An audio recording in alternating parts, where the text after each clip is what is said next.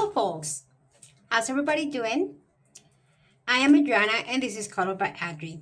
I know that I have been a little absent in the month of August. I don't think that I'm not thinking about all of you guys that have been following for the last 8 months. Things have been different and tough for the last couple of months.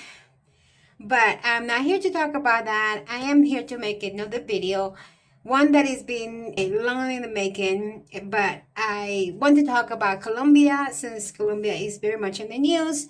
And at the same time, I want to continue coloring. So let's do a coloring chat. It's not a tutorial or anything like that, but I'm going to continue coloring on this little lady. Everybody knows Jess colored Bumblebee, and she colored just this page. It's kind of like a body color. So she colored just like me, like to make her look like me. And I am coloring to make her look like her. And no, I'm not showing you a picture of her. This is how I think she would have looked when she was a little girl. But while I color in this, I put a post the other day about the things that you guys will want to know about Colombia and what misinformation there is. So I am actually going to go ahead and talk about those things and, the things that you guys wanted to know about Colombia, like music, food, and other things that I came up with. There were a lot of questions about Colombia on my post. So let's look at those questions and let's start answering a little bit at a time. And also other stuff that I thought about that you guys might want to know. So I'm coloring, like I said, this little girl. It's called Fairy Heart from Christine Karron Little Folk. So there is some questions in here. Chris Kalu asks, I'd love to know if the movie Encanto has got real facts behind it. The scene with the grandparents make me cry all the time. So let's talk about that. So some of you are only now finding out that Disney came to Colombia to create the movie Encanto, to animate the movie. And they did base it on Colombian history. So, of course, the story is not true. Those things are just an animation. And, of course, it's just a movie. But the things that happen there, like the fact that the grandparents were chased out of their town, that is all based on the history of Colombia. And I will talk a little bit about that, how it happened, because that story, when I went to see the movie at the movies, it actually made me cry a lot. So I can understand why Chris Clue cries when she sees that scene, because it is based on true facts. And I cried too because my family was very much affected by the era that's represented.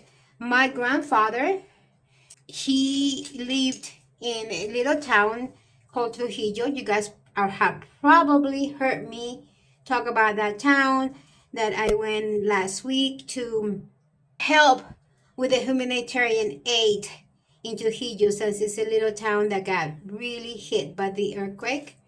And I went there. So in Trujillo, my grandfather lived I think it was in the mid-40s, if I'm not wrong. I will try to, in editing, I'll try to put the correct times, but let me check. That time was called the time of violence in Colombia.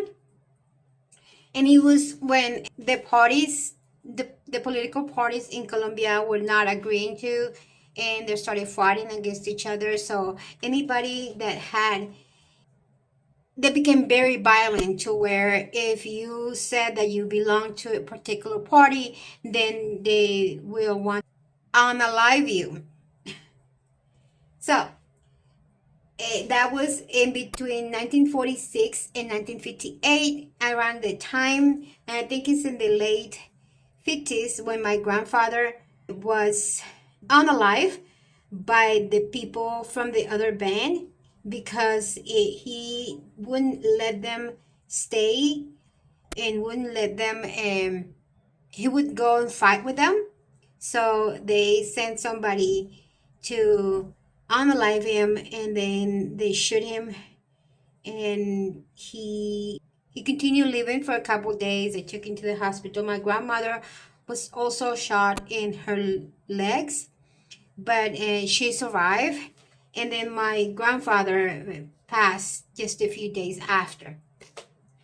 So they stole the land from my grandfather, and my grandmother had to leave, just like it happened in Encanto. She left, and then she had to go live in Cali, which is another city that got affected by the earthquake. And that happened to my family from my mother's side, and also it happened to many families.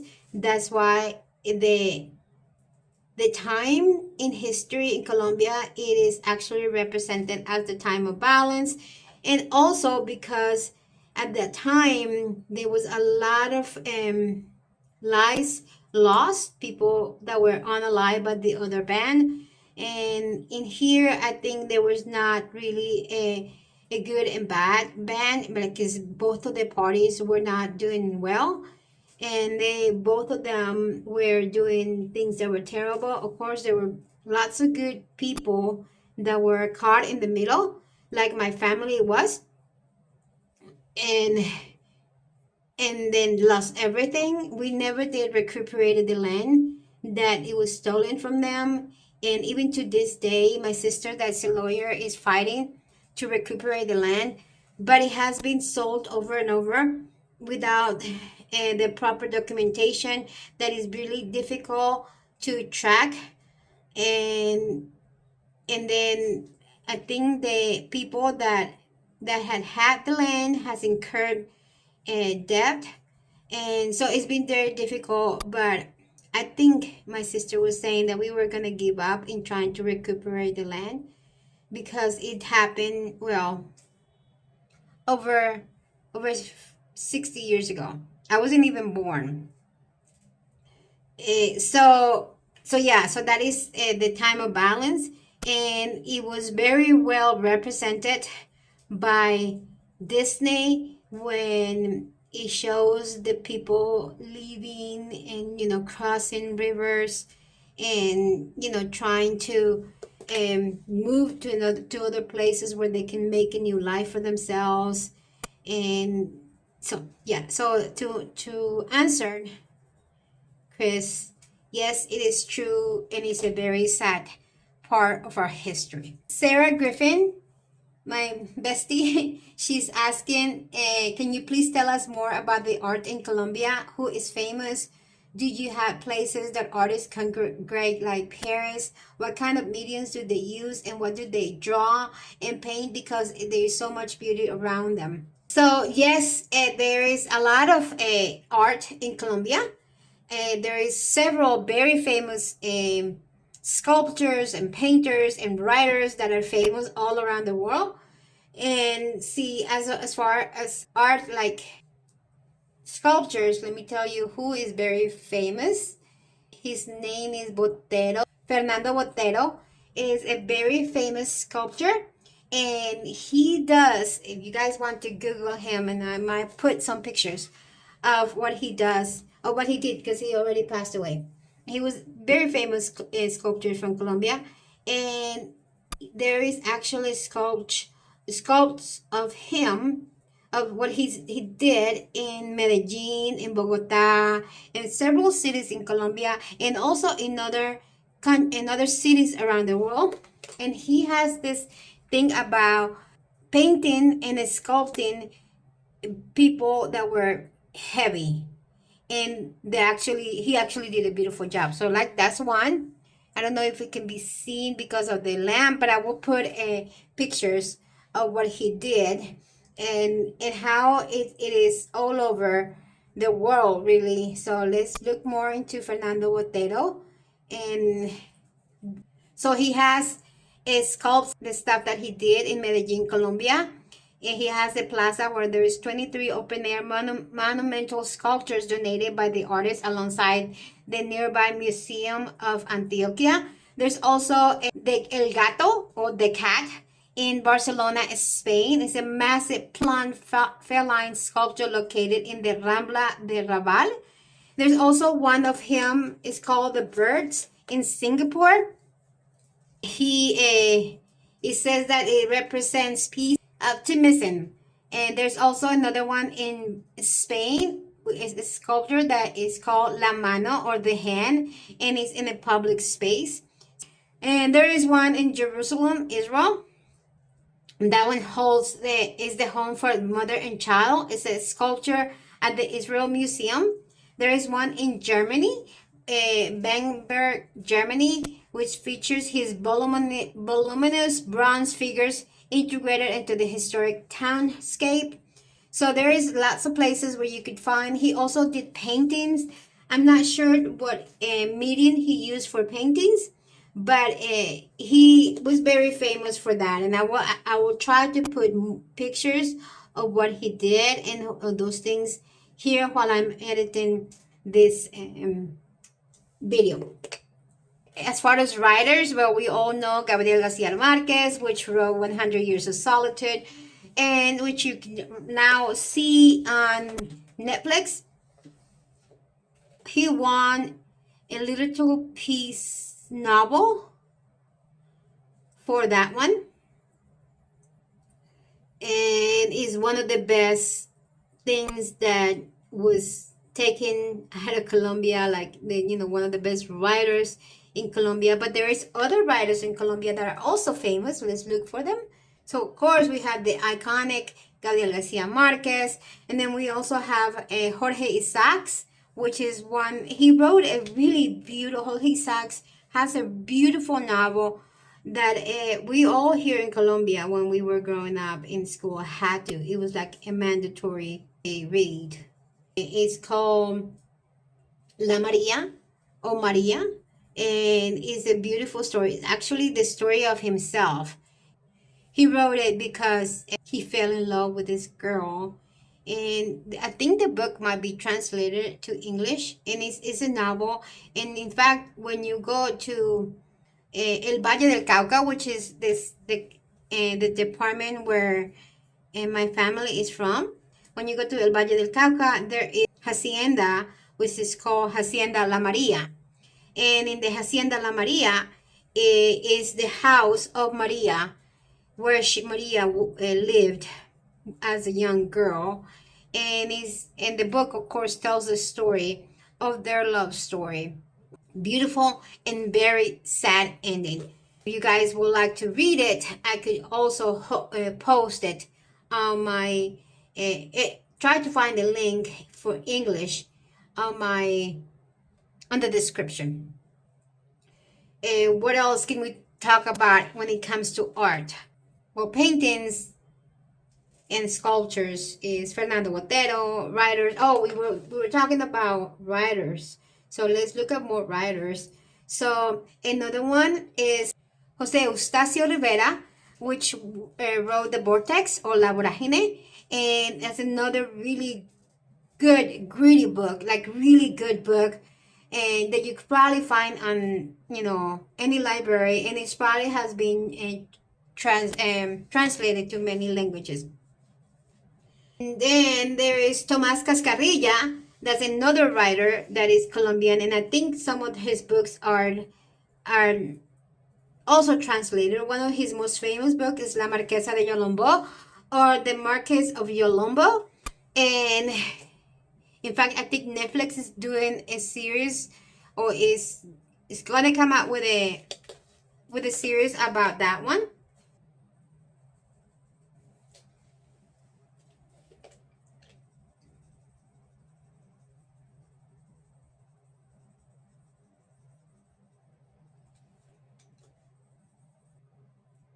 So those are the ones that I can think of and that I could find on the internet, because like I say, I'm not gonna know everything on the top of my head. So I of course had to Google it to find the answers to that.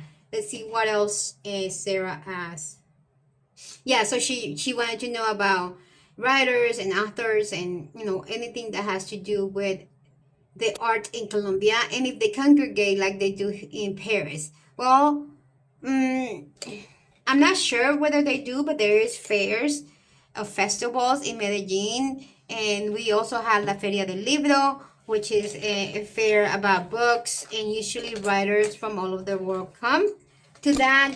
And also it's usually in Medellin or in Bogota. They rotate cities. Sometimes it's in Cali, but they rotate cities. But yeah, so they do congregate in a way, but not just Colombian, but any Latin American writer congregates here for La Feria del Libro, or the book festival.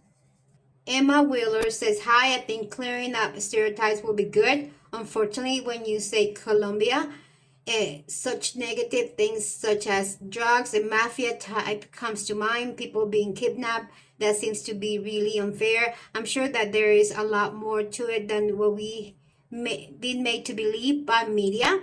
I like to know what the people are actually like. I imagine such welcoming families, etc. The environment, I'm picturing lush forest, but I know nothing about the wildlife. What's common to see? I love a positive review of Colombia from when someone that actually lives and experiences it firsthand than all the media misinformation. Can't wait to see this video. Okay, so yes, there is a lot of misinformation as far as the what Colombia is like people. I can tell you, people here are very welcoming. Yes, you'll find some areas when people are more like New Yorkers. Like I think Cali has become a city that people are like always in a rush, and that's the reason why they feel a little colder. But even when it comes to hard times, they still are welcoming. But I'm thinking the most warmest and welcoming people in all the regions of Colombia would be the people of Armenia or the Quindío.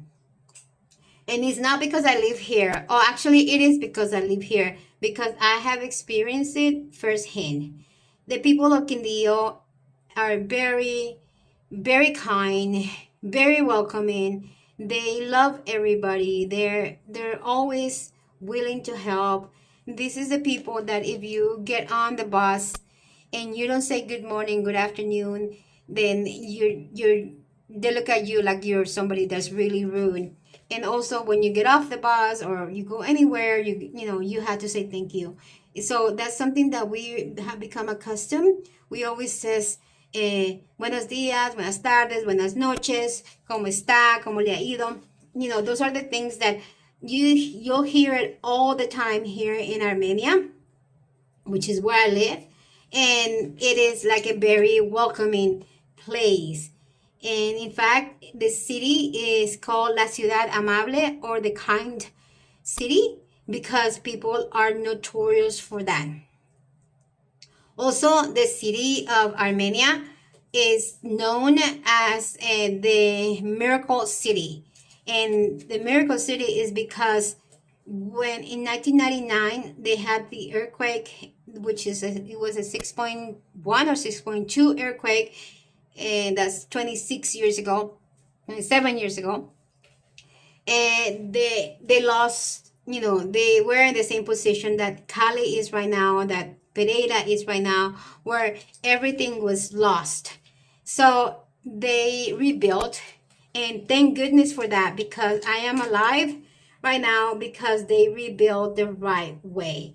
They make sure that the buildings were well maintained. They created a seismic buildings that will withstand an earthquake, and we lived it in 2 weeks ago. It marks 2 weeks since the earthquake.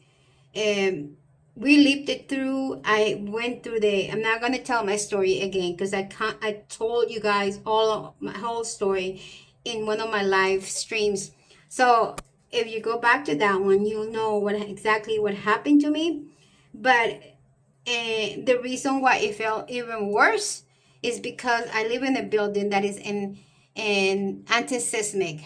building, which doesn't mean that the building is not going to hold, that is not going to fall, because some antiseismics will eventually fall if the earthquake is too strong and it continues for a long time, because so far, until 2 weeks ago, earthquakes were thought to last 20, 30 seconds, and 30 seconds being in the long part. The one that we lived 2 weeks ago lasted almost 2 minutes.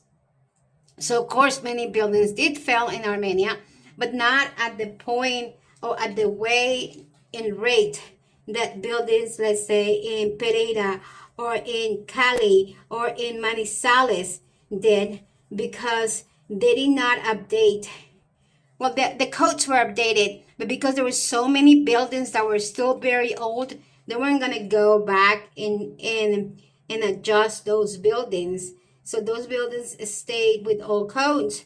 And now that the earthquake hit, then of course they did not withstand. And that was, what the reason why so many people survived this one here in Armenia, because the city was almost like half of the city was gone in 1999. There was so much lost that when this happened after the rebuilding, and it was called the Miracle City, then when this one came along, oops, I put it too strong. When this one came along, then we already living in buildings that could withstand. And yes, it was horrible, and nobody thought that we were going to go through another earthquake, especially one that lasted almost 2 minutes. So I'm very thankful that I actually was living in this one particularly, because there were buildings in the south, which I don't think I'll ever go live in the south, because there were buildings in the south that didn't fail in 1999, but that fell in this one. So yeah, going back to what we were talking about, what type of people live here in Colombia, I can tell you that the majority of people are very nice people. What happened to my green? Are very nice and welcoming people. They are kind. They will help you out. They will try to understand if you're from another country, if you don't speak Spanish, they will be nice and kind to try to understand what you're saying. And even if you are from here, they will help you out. I found out that I have so many beautiful neighbors that I didn't even know, because I came to Colombia like almost 3 years ago, and I had still my mind and my style of living as an American. So I did not make friends. I wasn't never rude to my neighbors, but I did not actually went out to meet them, like actually knocking on their doors to see how they were doing. I never did that. But now with the earthquake, I found out so many wonderful people that live here. Like my next door neighbors, I had no idea that, not next door, but the one apartment after mine. I had no idea that they were, yes, they're Colombian, but they did not live here in Colombia like I did too. That they lived 45 years in Florida, and that they just moved 8 months ago to Colombia, like when they moved here. And I had no idea, because I had barely seen them and just say hello at the elevator, but never actually had a conversation with them, which is my fault, because they were very nice and friendly. And I actually got to talk to them downstairs the day of the earthquake. And I thought they were just an adorable couple, an absolutely adorable couple. and I am so glad I got to know them. And now it's like I got their number, and I'm able to, call them and find out how they're doing, and text them and see, if they needed anything. Because I found one of the things about Colombians is that they make a community around each other. Like they know their neighbors, they know what they need, how they become friends. And that is one of the things that makes Colombia such a beautiful place to live. Yes, you will also find places that are not so welcoming, but you'll find that anywhere in the world. But for the most part, Colombian people are very welcoming, are loving, and are really, really nice people. So I found that, like, I was in really need of clothes that day, and one of my neighbors gave me his t-shirts, and another neighbor, when she was able to come up to her apartment, she came up and she actually got me some of her clothes, and then I was able to change into actual girls clothes. So you'll find all of that about the beauty of the people in here. Like in Encanto, you see how people helping each other.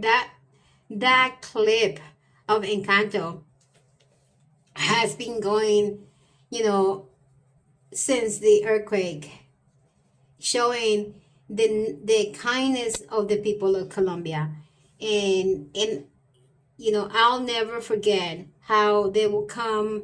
It happened early in the morning, so we didn't, by the time that we had to run for our lives, we had not had breakfast, we have not had anything, and we couldn't, we didn't go back to our apartments. At least I couldn't come up to my apartment until after noon, after midday. So that's one of the things, we had not eaten anything, we had not had water or anything. So there was people downstairs, like there's a church that's downstairs, and you guys have hear me talk about the church, because sometimes I'm recording or I'm in live stream and I can hear them sing, and I say, hey, you guys are hearing the church, and some say, yeah, we hear it, or some, no, we're not. Anyway, so there is, instead of going and rambling into something that I don't need to talk about, let me tell you about what happened. So because of the church, it was the day of the earthquake. They were having the meeting. It was a Monday morning, and they were having their worship. And usually there is an old man that has a little a food truck, like a little one that he actually pushes himself. Now, he doesn't drive it, just a little one. And he usually sits right in front of the building of the church, and he has coffee, and he has hot chocolate, and he has other things that people, when they come out, he sells to them. So this is the man that doesn't have that much money. That is how he makes a living. And he sits there. So that day, of course, because they were having their worship, he was there. And we all came out, and of course, he felt the earthquake just like everybody else. So he came around and he gave us all his coffee that he had for sale. Like, nobody had money to pay him, because most people run out without money, without wallets. So some people did give him money, and others, like, I couldn't give him any money because I didn't have any. My wallet was up here, everything was up here. So, but he was like willing to give everything for free. And then there were other people that like had a little money, and they just went and bought bread and brought water, and all brought to us for free. So I'm telling you, the people in Colombia are wonderful, kind people, loving people. And those things that I witnessed that day, I will never forget. I'll never forget the generosity of people with less money. Because like I said, this man, I don't know where he lives. I had no idea. But looking at what he is doing for a living, there is no way he lives in a place like I do. So he definitely has less than I do. And he was willing to give everything he had that's probably going to make him the money for the day for free, because he was considering what had happened. So that is the type of people that we have in Colombia. And a lot of people, at the moment that it happened, I was thinking I need to go back to the United States. I don't want to stay. But now thinking about it, going back, what actually happened, how everybody handled the situation, how they we actually survived because of good ethical construction codes here in this building and others here in Armenia. And I'm allowed to tell people what had happened. I'm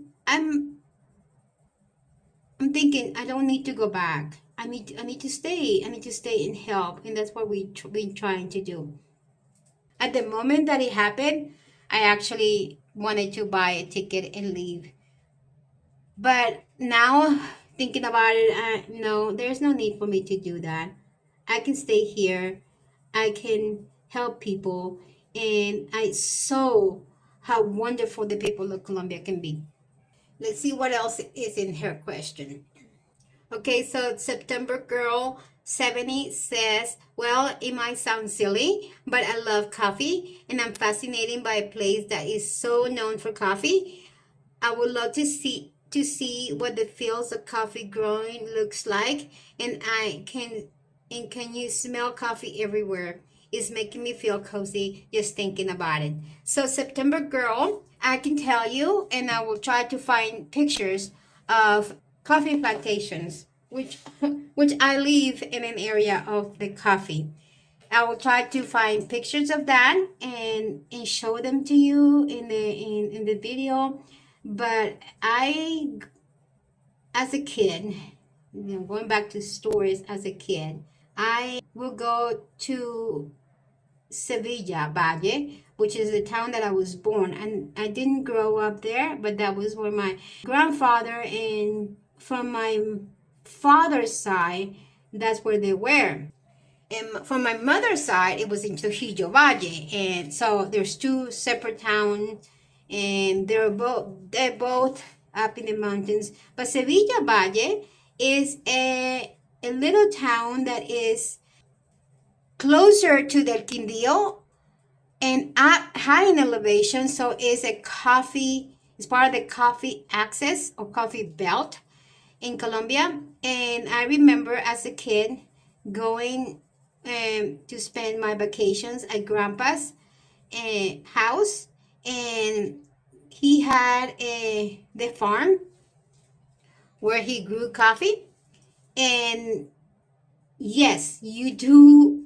The smell of coffee growing and drying in the sun, it is delicious. It is the best thing you could experience. It is, I wish you could smell it. I wish I had smell-o-vision, because it is just amazing.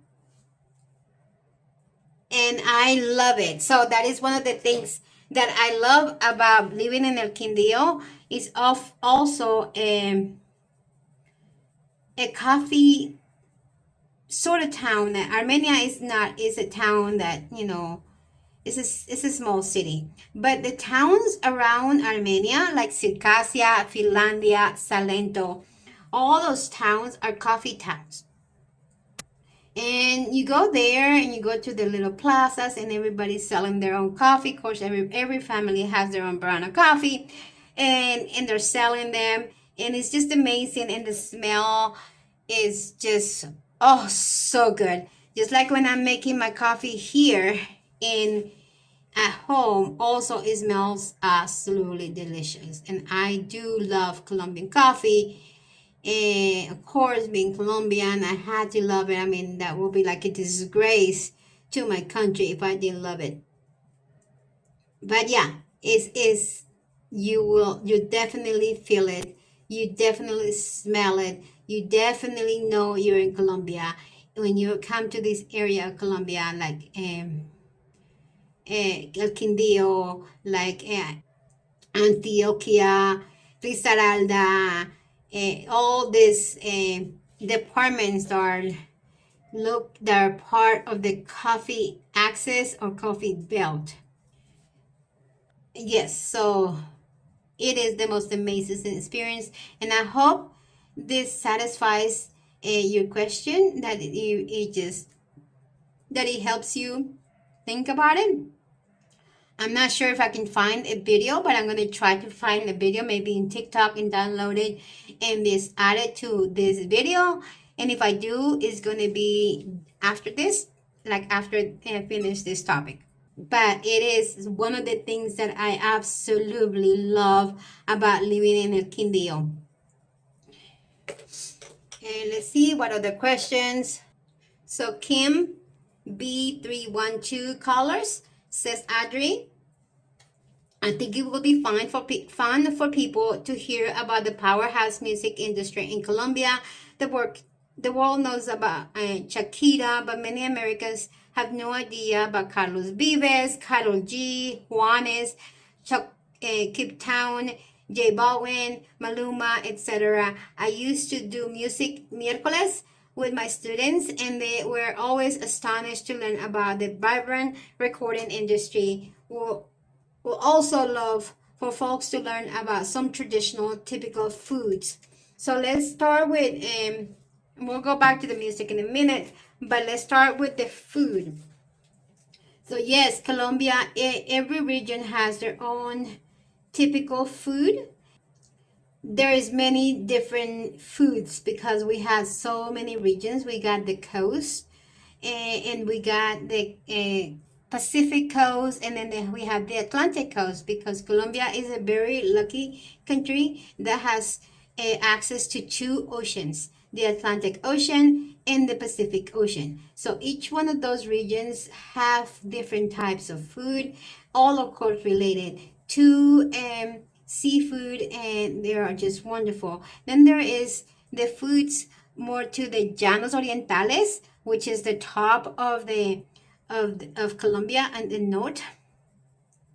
And the Llanos Orientales is kind of like, you can compare it to Texas in the sense that there's cowboys and there is more of that type of living, where there is ganaderia, like the farms with cows and stuff like that. So the beef, their dishes are very much beef based, like roasted and barbecue and things like that. Of course, it's not barbecue, it's because barbecue came from the United States, but related to in that sense, similar to that.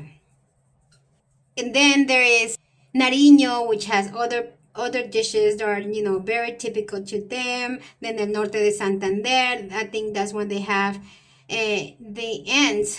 Yes, they eat ants, but they're like huge ants. They're like really big. They're called the hormigas culonas, or like big butt ants. So there is dishes. I personally had never eaten them, but there is that. And then of course there is Antioquia, where la bandeja paisa, arepa comes from. In El Quindío, we don't really have like typical food, because this is a department that was kind of carved out of other departments around us, and they just made a tiny little department, because our Quindío is very small. They made a tiny little department with some the capital being Armenia, and then there's other little towns around them, and we are the smallest and the newest department to Colombia. So all of our food are borrowed from others. So we la bandeja paisa and all of that stuff. Bandeja paisa is a dish that has, and if you are on a healthy track, this is not for you. Okay, I'm warning you, this is not for you. Because bandeja paisa is a dish that it has like 10,000 calories. And people do eat it all. I definitely cannot eat it. I haven't had a bandeja paisa in years because there is no way I can eat it. I might eat a little bit here and a little there, like if somebody is having one, but I definitely will never order a bandeja paisa for me. But what it is, and I'll put a picture on it, it is a plate, and it's in a bandeja, or in a, how you call a bandeja in English. It's a big plate that's kind of like oval and long, and that is a bandeja. And that it has in one side, it has beans, which they're delicious. And then it has beans, it has beef, like it's called powder, as you know, powder beef. And it's made, they cook it, and then they put it through a molino or grinder, and they make it into powder, and they serve that. And I actually love a powder meat, and I make it every now and then. I just came because just a little bit, just a little piece of meat makes a lot of powder meat. So I don't make it very often, but sometimes I crave it, and I make it. In fact, I think I made it one like a month or so ago, and I still got some in the freezer because I couldn't eat it all. And so they put the powder meat, the beans, rice, then they put a chicharrón. This is where a chicharrón, and it's long, like it almost takes the whole bandeja. And then it has a chorizo, also long, like a whole bandeja. And then it has a piece of meat, like grilled meat, and that is really nice and tender, and they put it on top of the beans and in the rice. Then it has an aguacate or avocado on the side. It has an arepa also to the side, and then it has a fried egg on top, and it has a tajada or plantain, yellow plantain that has been fried. So yes, it is a huge plate. Some people completely eat it by themselves.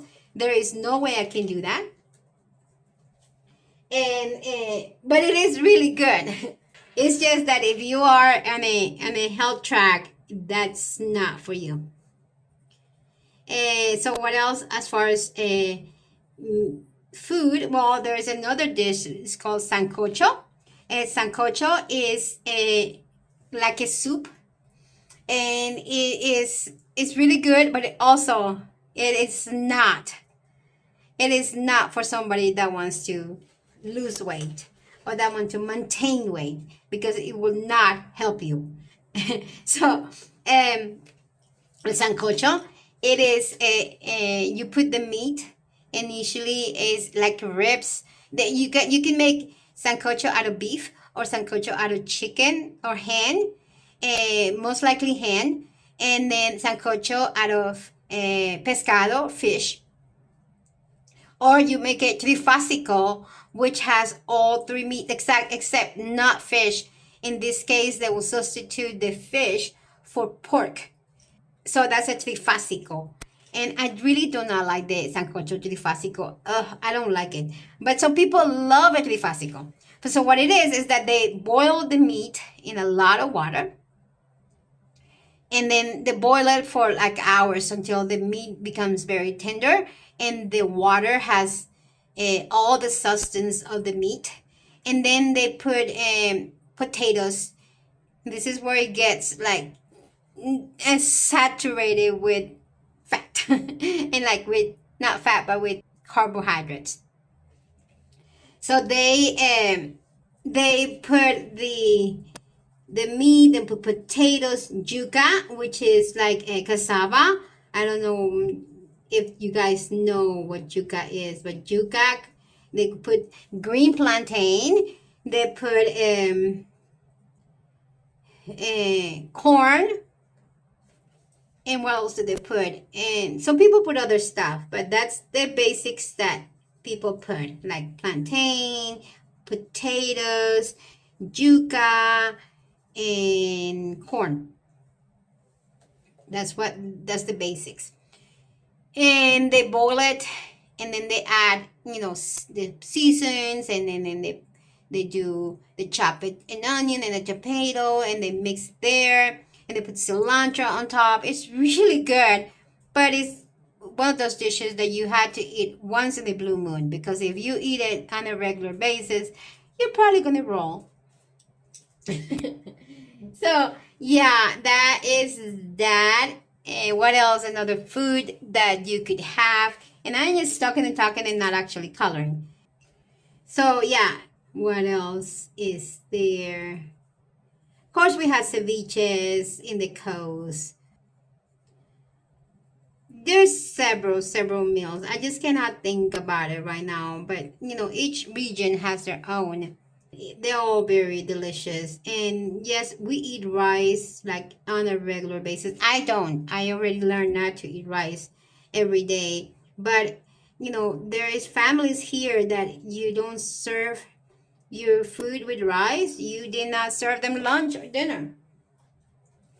So that is part of their daily nutrients. And then there is arepas, which you could find everywhere. Like at night, there is ladies that come out, even here in this neighborhood, which is a little more upper neighborhood. But even here, you'll find in every corner, not every corner, but close enough to where there is people with their grills making arepas and selling them, and then you take them home for dinner and eat them really nice and hot.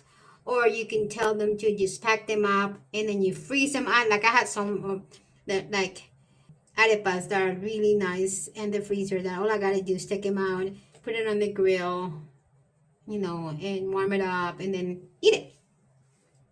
That's that. Then there is a lot of the street food. We have a lot of that. So the street foods will be like empanadas, and they're not like empanadas in Mexico. They're different. Our empanadas are made out of corn and meal, and then filled with meat. And for the most part, before I left Colombia, they were only made in with meat. But now that I came back, I found that some people are now making them with cheese or chicken or other stuff. But I really like the traditional empanada, which is done with meat.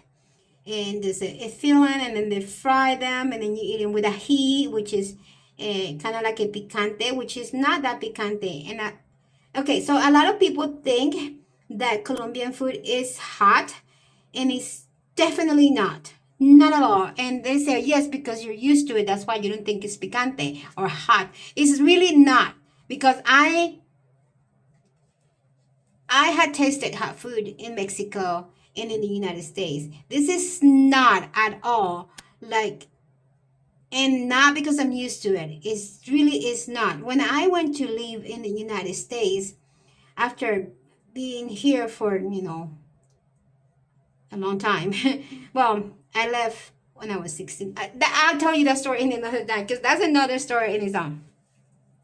But when I arrived at the United States and ate something like a Mexican taco or something, and I thought my mouth was going to burn. My mouth was not used to that type of food because I come from Colombia, and in Colombia, there is no such thing as hot food. So, no. And some people call it boring, like one of my coworkers did once, that I made some rice and some arroz con pollo and took it because it was red, because we make it with tomatoes and stuff, and it comes out red. And so he thought it was hot because he had the stereotype of me, of Colombian, Mexico, same thing, which is not. And not, I'm not saying that in insult of Mexico, because I adore Mexico. But it's because really we're two different countries. We're nothing the same. I mean, the only thing that is the same is we speak the same language. But other than that, our cultures are very different. So yeah, food isn't hot. Food here is, this is too dark. Should I do it with this one? So yeah, so food is not, Not the same as Mexico. It's different. It's really good.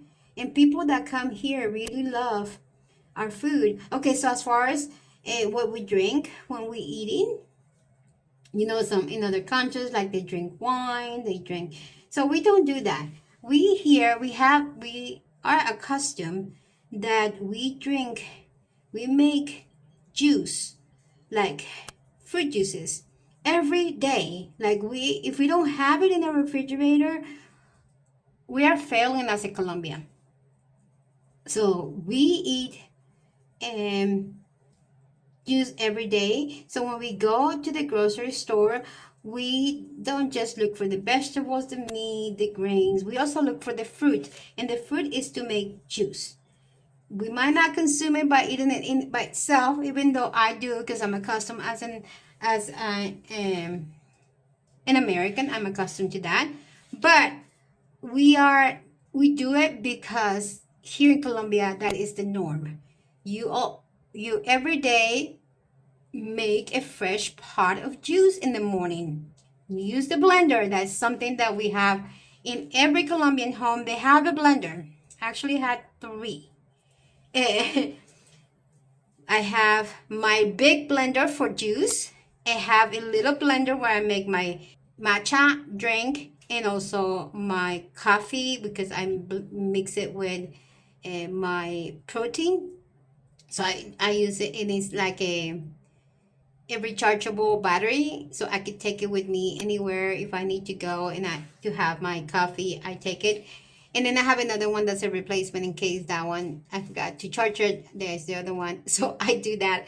So that's why I have 3. But the blender is a thing that every Colombian has. Every Colombian has to have, because we make juices every day. If we don't make juices, we make lemonade. If we don't make lemonade, we make naranjada, which is not orange juice in itself, because it's orange juice that's been mixed with water. So it could be like very light. It is our own form of orange juice, yes. So we always have something to drink, and we always had to make it fresh in the morning. And for me, I don't do it every day, because it lasts me like 2 or 3 days. When I make one big pot, it lasts me quite a few days. So I don't have to make it, but I do drink it like with my lunch or with my dinner. And I also consume a lot of coffee, because I'm a Colombian, so I had to consume a lot of coffee. So what else? That is as far as food. And then there is how Colombians talk. So there is something called Colombianol, which is Colombianol is the Spanish, the way a Colombian will speak it. So we have our own Colombian ways of saying things. And I was looking at the other day, so let me see if I can find it, because I thought it was so funny. And of course, funny things that are in Spanish, they're probably not funny in English, because that's the way things work. But that reminds me that we use the Spanish in a different way. And you see if I can find the post that I saved, because I thought it was very, very funny.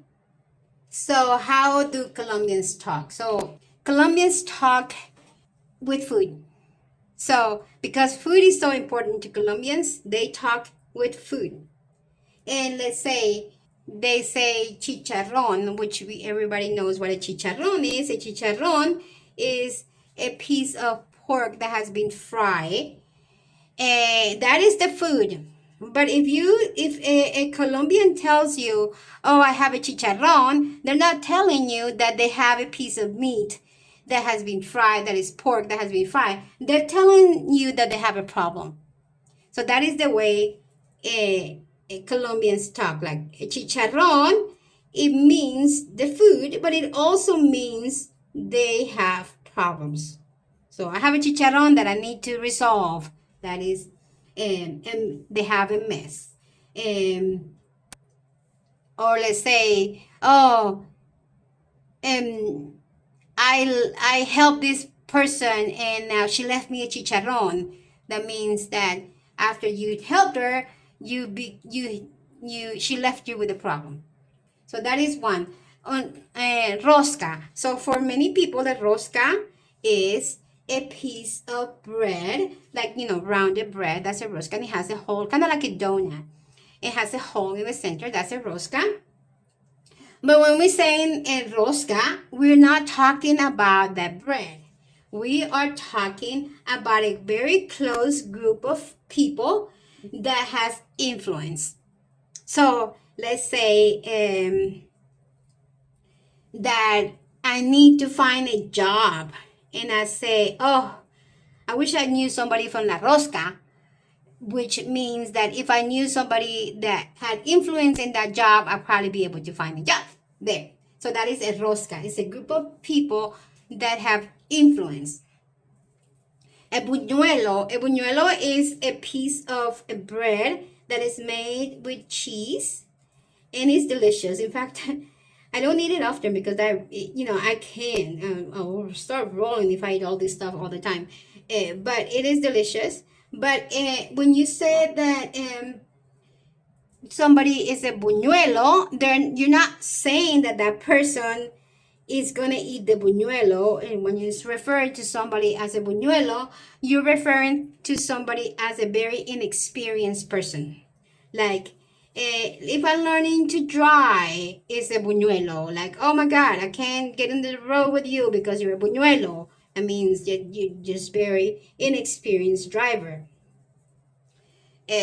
So those are the things that, or like, let's say that when I got my bike, my little motorcycle bike, I got it last year. I already sold it to my sister because I don't need it. I really don't need it here in Armenia. I mean, in this building, because I have everything very close by. That I had it when I was in the other apartment because I lived a little further, and I did need it. So when I bought my bike and I didn't know how to ride the bike, I was just learning. And my next door neighbor, she was helping me, and one of the jokes was like, I need coffee for that buñuelo, which it was a joke because what she meant is that I was so inexperienced that I was a buñuelo. I needed to be careful on the road, and people needed to be careful around me because I was a buñuelo. And the other thing is huevo. So huevo, everybody knows, is an egg. Okay, but if a Colombian is talking about huevo, and it's also done in Mexico, that this also in Mexico, they're not talking about about an egg. They're talking about, it means that somebody's being shameless or has audacity. Like, that man has the huevos to do that. That means that he has the audacity or the fearless to do something, and that's huevos, having huevos. That is that. Or somebody doesn't have them, like doesn't have any courage, they're huevon, which means they can't get anything courageously done because they're huevon, or they cannot. Also, huevon is when somebody is lazy, that they don't want to do anything, they say huevon. But that's also in Mexico, not just in Colombia, when that word. So yeah, those are the things that are how Colombians talk food or uses food to talk. This is going in a while, and I still haven't finished it, so I'm going to try to continue working on this and see if we can make a little progress. What else have people ask that I could probably answer? But there is a saying in Colombia that if you want to go to festivals, you could spend the whole year, weekend after weekend, going from one town to another and be in a festival every weekend, every week. So there is festivals everywhere. Every city has their own festivals. Every city, every town, they have bigger ones, smaller ones. Like they have small towns that they have their own little festivals that could last 3, 4, 5 days. And they're, really fun, with lots of music and with music and food and everything. So they always invite like bands to go play in the park. Every little town has a central park, which is where everybody congregates on the weekends, and they have little cafeterias in there, and they go there and they, they have billares, and they have cafeterias and restaurants all around the plaza. And usually that's where the church is, because most people are Catholic in here. So that's where the church is and the cafeteria. So people go there, and that's where the party is at for the town festival. And you could go from one town to another one for the whole year and be in the party all year long. As far as big festivals, La Feria de Cali is one of the big festivals, which it starts December 25th. And ends, I think it's the first week. Let me double check when exactly is La Feria de Cali. I know it starts in December 25, but I'll make sure. La Feria de Cali.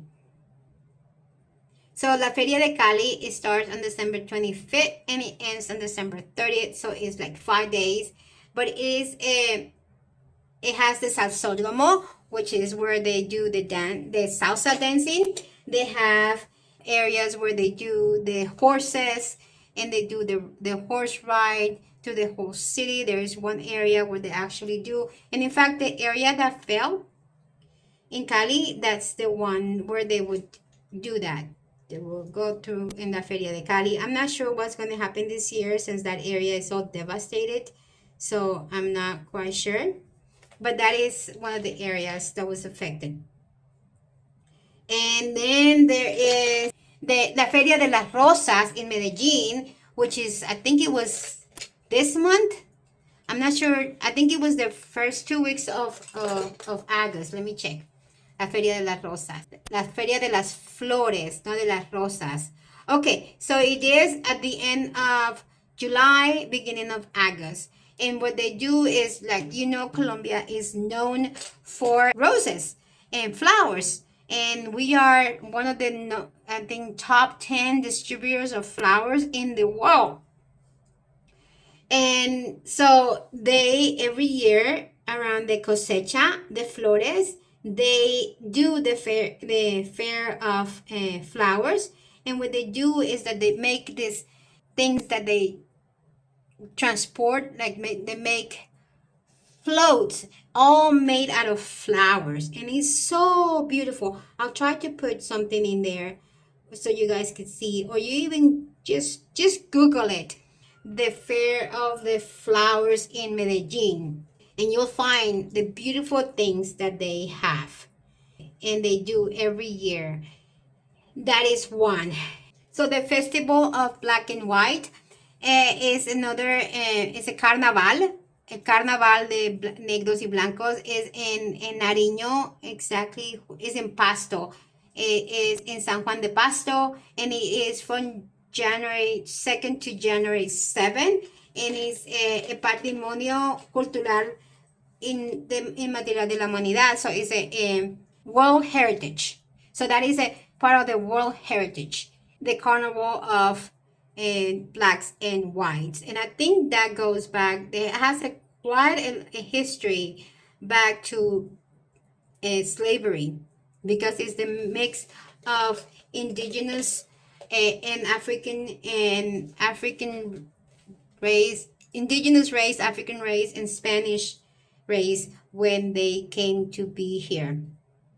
So you can look more into it, but that is one of the festivals that we have, and it is in Pasto, which is the border with Ecuador. That is another one. Then there is the Carnaval de Barranquilla. Let me find a little more about Carnaval de Barranquilla. Yeah, Carnaval de Barranquilla is in February, from February 6 to February 9 in 2027. And it's also, it is dedicated to the folklore of Colombia. Also going back to the time of slavery, because a lot of the music that is part of our culture, it comes from the time of slavery.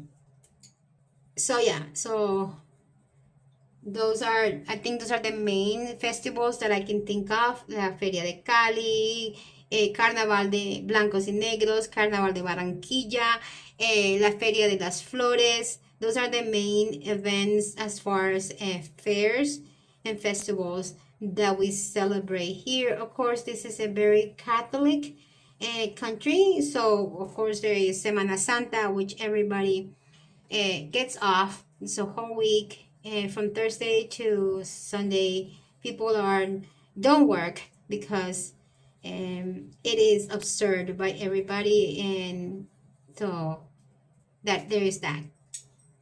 And what else? But I hope this video, while I'm getting ahead on this, I'm not quite done with this little girl, but it's very much ahead. You know, like I've done a lot. And I really hope that with this, I wanted to clear up some of the misunderstanding about Colombia. Colombian is not a dangerous country. I think the biggest danger that you will find in Colombia is that you will want to stay. That is the biggest danger. If you come to Colombia, you could want to stay. And in fact, a lot of people from other countries come to visit, and then they decide they come back to stay because they fall in love with this country. I just need to do her dress and this little one. I think I could do this one in pink, maybe just a little bit of pink, like that. Yeah.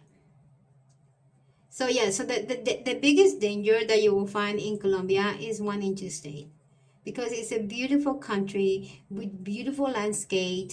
It has many areas, like it has Cartagena, which is a city that is a very old city, where you will find almost all of the structure is from has maybe 500 years old. I don't know exactly, but it's very old and it's very beautiful.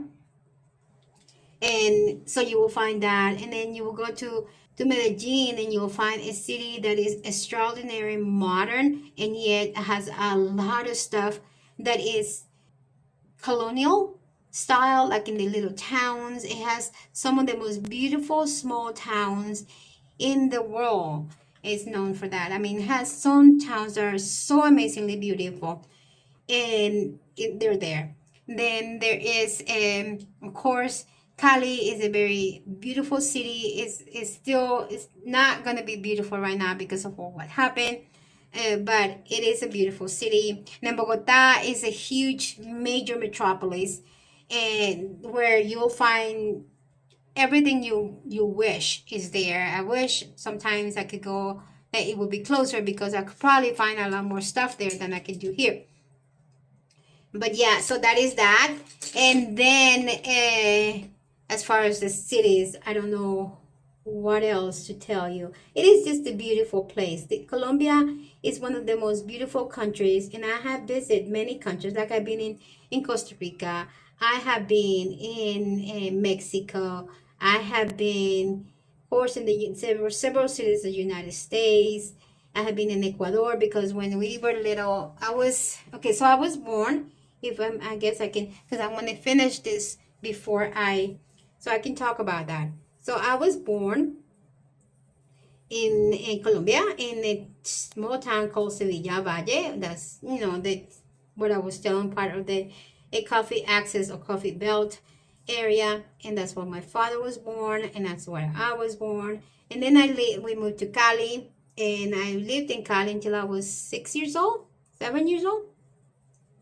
And then from there, my father decided to move to Ecuador because his brother had moved to Ecuador, and so he decided to move there, and we all moved over there when I was 7. And before that, I was about before that, I think I was 6. I was young. The exact age I don't remember, but that was it. I was young. So other things happened, which I don't need to go into. I mean, it's private. But as far as where I've been, um, we lived in Ecuador. We lived in Guayaquil. So we stayed for a little bit in Quito, Ecuador, but we really just lived in Guayaquil. And then we moved back to Colombia when I was 11. When we moved back to Colombia, and we lived here in Colombia from no, I was 12 when I came back. I remember it being so hard because I was in a very good school, and I didn't want to leave my school. I remember that. But Dad needed to come back, and so we came back. And so that was so we lived for those years in Ecuador. We came back to Colombia, and then when I was 17, I went to live in the USA. So I haven't lived that many years in the USA because I just came back 2 years ago. I'm 59, so I came back at 57. So yeah, so those are the places that I had lived. And why did I came to this topic? I don't remember. My mind is scattered. So anyway, so the fear that people have that this is a dangerous place is not a right fear to hold, because even like riding in the open road isn't dangerous unless you go to places that and the guerrillas still have a hold on, or bad people. But those are not that many places, and we're hoping that can go away. But like in the area that I live, you can go in open roads, and and still feel safe. There is police, there is the things that could make you feel um secure. And it's just a beautiful, beautiful country, very diverse, with flora and fauna, and beautiful ladies, and beautiful landscape, and the most amazing people. And we don't have the 4 seasons, and but like, let's say, like, some areas are cold, some are hot, some are moderate, like not too hot, not too cold. I live in an area that is moderate. Like, we don't really feel that hot, unless, no, we having a heat wave, but it's a heat wave that is all around the world. It's not just here. So Colombia is a beautiful city, and if you come here to visit, you probably gonna fall in love with it. That's the only danger that I see people running into. I love Colombia. I miss the United States. I do a lot. Like, I'm not gonna lie to you saying that I don't miss the United States, because I do. But I also have learned to love what I got here, and I don't think I could readjust living in the United States, because I already have become accustomed to being here in a relaxed way. People over here, they're not in a rush. They're like really soft and relaxed. They're like really nice. And so yeah, I think this is a beautiful country to live, in a place where you will actually fall in love with this country. I belong to a group, which I don't go often, but I belong to a group that's called expats, and it's people from all over the world that live here in Armenia. And sometimes I go to their, and I meet with them and have lunch with them, or go out to a birthday party for one of the members, or or they celebrate Thanksgiving and I go, or, Christmas, Valentine's Day, and I go. But all these people said the same thing. They came to Colombia to they came to Colombia because they wanted to vacation. They fell in love, and they knew that they had to come back, and they did. They came back and they stayed. And now these people have been here for the earthquake, and they have experienced the kindness that Colombians give, and that we during this horrible time that we just experienced, we have shown the world that we are the people that will be resilient, uplift each other. Yes, we do need the humanitarian aid from other countries to rebuild and to make new places to live for those that lost everything. But as long as we Colombians are here, we will help each other, and we will not let anybody fall. And that is what we do best. We will not let anybody fall. There is a saying in Colombia that where one eats, two eats, and when two eats, three or four eats, and that have been very much true for the last 2 weeks. We have not let anybody go hungry. We have been trying to help everybody that we have come in contact, whatever their need is, just water, hygiene. That's what my family has been doing, and I feel proud to be a Colombian and to be part of this amazing people that are not willing to let anybody fall, anybody be alone. I felt very much alone the day of the earthquake because I had not been talking to my sisters, and many people knew that I didn't talk to my sisters, that I was pretty much alone here, and that made me very sad to be that way. But that day I felt like I didn't have a phone, so I didn't know that anybody was trying to reach out to me. I had no idea that was happening. And when I finally got my phone and I saw all the messages from my sisters that that they were worried about me, and they were like, we need to know how you're doing, and my sisters that live here in Armenia, which I had not talked to her for 2 years, and that and then she telling me, no, I'm not home, but my other sister Patricia is there. She's go to my apartment, you're welcome in my apartment, go stay there as long as you need to stay.